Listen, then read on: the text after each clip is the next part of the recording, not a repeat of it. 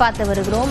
ஈடிக்கும் அஞ்ச மாட்டோம், மோதிக்கும் அஞ்ச மாட்டோம் என திமுக அமைப்பு செயலாளர் RS பாரதி தெரிவித்திருக்கிறார். இது தொடர்பான விவரங்களுடன் செய்தியாளர் கோகுல் இணைந்திருக்கிறார். கோகுல், விவரங்களை பதிவு செய்யலாம்.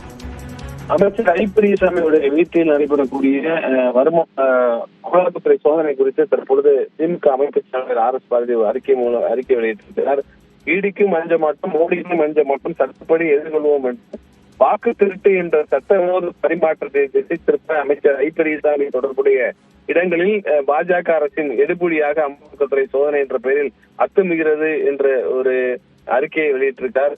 தொடர்ந்து 2006-11 வீட்டு வசதித்துறை அமைச்சராக ஐ. பெரியசாமி இருந்த போது வருமானத்துக்கு அதிகமான சொத்து சேர்ப்பதாகவும் பழிவாங்கு நடவடிக்கையாக அப்போது அந்த வழக்கு போடப்பட்டதாக தெரிவித்திருக்கார். இந்த வழக்கில் சட்டவிரோத பணப்பரிமாற்றம் நடந்ததாகவும் அதே போல உளவுத்துறை ஐஜியாக இருந்த ஜாஃபர் சேட்டுக்கு வீட்டு வசதி வாரியம் சார்பில் நில ஒதுக்கப்பட்ட விவகாரத்துல அமலாக்கத்துறை கையில் எடுத்து விசாரணை மேற்கொண்டு வருவதாகவும் அந்த அறிக்கையில அவர் குறிப்பிட்டிருக்கிறார். பல ஆண்டுகளுக்கு முன்பு பதியப்பட்ட இந்த வழக்குகள்ல காலம் வரையில் அந்த காலத்துல தலையிடாத அமலாக்கத்துறை திமுக ஆட்சிக்கு வந்த பிறகு தீவிரம் காட்டுவது அப்பட்டமான அரசியல் பழிவாங்கல் நடவடிக்கை என்பதாகவும் அவர் தெரிவித்திருக்கார்.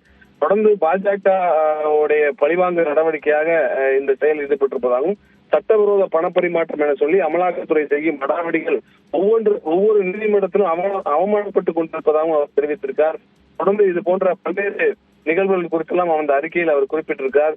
சில முன்னாள் அதிமுக அமைச்சர்கள் மீது மேல் நடவடிக்கை எடுக்க ஆளுநரின் அனுமதிக்காக அனுப்பப்பட்ட கோப்பு இன்னமும் அவரிடம் நிலுவையில் இருக்கிறது என்றும் தனது ஏஜெண்டான ஆளுநருக்கு அறிவுரை சொல்லி அதற்கு அனுமதி அளிக்கும்படி செய்ய வேண்டிய பாஜக அரசு எதிர்க்கட்சிகள் ஆளும் மாநிலங்கள்ல அமலாக்கத்துறையை ஏவி விடுவது வாடிக்கையாக இருக்கிறது என்றும் அதிமுக முன்னாள் அமைச்சர்கள் பலர் மீது FIR போடப்பட்டு குற்றப்பத்திரிகையும் சிலர் மீது தாக்கலாக்கிவிட்டது என்றும் இவ்வழக்கு பிறகும் அவர்கள் பக்கம் ஈடி தலை வைத்தும் படுக்கவில்லை என்றும் 2-3 மாதங்களுக்கு ஒரு முறை ஏதாவது திமுக அமைச்சர் வீட்டுல ஈடி சோதனை நடத்தி குற்றம் தோற்றத்தை உருவாக்குவது மட்டுமே பாஜக அரசின் ஒரே குறிக்கோளாக இருக்கிறது என்றும் அவர் தெரிவித்திருக்கார்.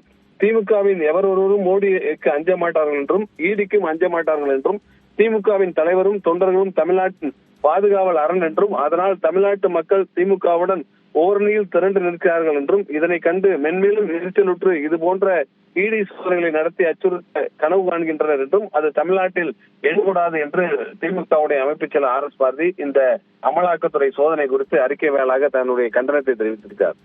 விவரங்களுக்கு நன்றி கோகுல்.